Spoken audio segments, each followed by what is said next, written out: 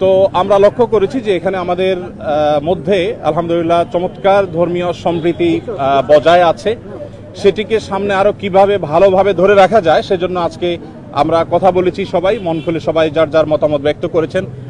মাননীয় প্রধান উপদেষ্টা মহোদয় তিনি আমাদের কথাগুলো খুব মনোযোগ দিয়ে শুনেছেন এবং তিনি বলেছেন যে একটি সুন্দর সম্প্রীতির বাংলাদেশ, যে বাংলাদেশে কোনো ভয় থাকবে না, সেটি গড়বার জন্য তারা কাজ করছেন।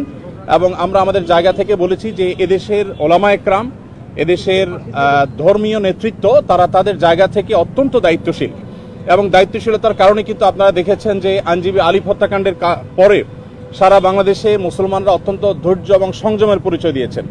বিগত সরকারের শেষের দিকে আপনারা দেখেছেন ফরিদপুরে দুইজন মসজিদের নির্মাণ শ্রমিককে অত্যন্ত নির্মমভাবে অন্য ধর্মাবলম্বীরা হত্যা করার পরও গোটা দেশের মুসলমানরা অত্যন্ত সংযমের পরিচয় দিয়েছেন। আমরা এটিকে যেমন সাধুবাদ জানিয়েছি, ঠিক তেমনিভাবে এটিকে ধরে রাখবার জন্য সংগ্রাম চালাচ্ছি।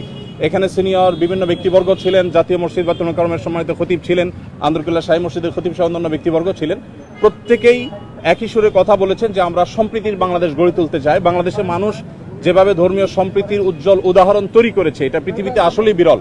কোনো প্রপাগান্ডায় যেন আমরা কেউ কোনোভাবে পা না দিই এবং আমরা যেন সবাই ঐক্যবদ্ধ থাকি, সেজন্য সবাই এখানে কথা বলেছেন। মুসলিমরা ছাড়াও অন্য ধর্মাবলম্বী যে সমস্ত নেতৃবর্গ ছিলেন তারাও কথা বলেছেন। তো আমরা আশা করছি যে একটা সম্প্রীতির বাংলাদেশ যেটি ইতোমধ্যে আলহামদুলিল্লাহ আছে, সেটিকে আরো ভালো জায়গা আমরা নিয়ে যেতে পারবো এবং পৃথিবীর কাছে উজ্জ্বল উদাহরণ হিসেবে আমরা দাঁড় করাতে পারবো। এখানে প্রত্যেকে যার যার জায়গা থেকে চেষ্টা করেছেন এই কথা বলার জন্য যে আমরা শান্তি সম্প্রীতি রক্ষা করবার জন্য কাজ করছি। আমরা 5 আগস্টে লাইভে এসে প্রত্যেকে যার যার জায়গা থেকে আমরা সবাই কিন্তু মানুষকে সজাগ থাকার, সতর্ক থাকার এবং সংযমী থাকার, ধৈর্যশীল থাকার জন্য আমরা আহ্বান করেছি। এবং আলিফ হত্যাকাণ্ডের পরও আমরা প্রত্যেকে যার যার জায়গা থেকে মানুষকে সংযমী থাকার আহ্বান করেছি। ইসলাম আমাদেরকে অন্য ধর্মাবলম্বীর ব্যাপারে যথেষ্ট দায়িত্বশীল আচরণ করতে বলে। আমাদের প্রিয় নবী সাল্লাল্লাহু আলাইহি সাল্লাম আমাদেরকে মানুষ হিসাবে অন্য ধর্মাবলম্বীদেরকে মর্যাদা দিতে শিখিয়েছে এবং সেই শিক্ষা ধারণ করবার কারণে বাংলাদেশের মানুষের মধ্যে সাম্প্রদায়িক সম্প্রীতি তৈরি হয়েছে।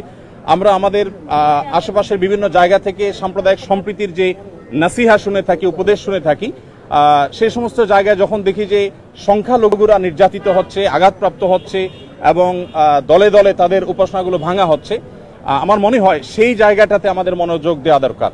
আমাদের দেশে সংখ্যালঘু ভাইরা তারা নিরাপদ আছেন, আজ নিরাপদ থাকবেন, তাদেরকে নিরাপদ রাখবার জন্য আমাদের সরকার যেমন কাজ করছে, ধর্মীয় নেতৃত্ব তারা তাদের জায়গা থেকে কাজ করছেন।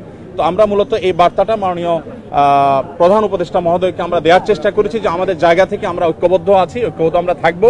আমাদের হিন্দু, মুসলিম, খ্রিস্টান, বৌদ্ধ সবাই ভাই ভাই হয়ে আমরা এই মাটিতে আমাদের প্রিয় দেশকে এগিয়ে নিয়ে যেতে চাই।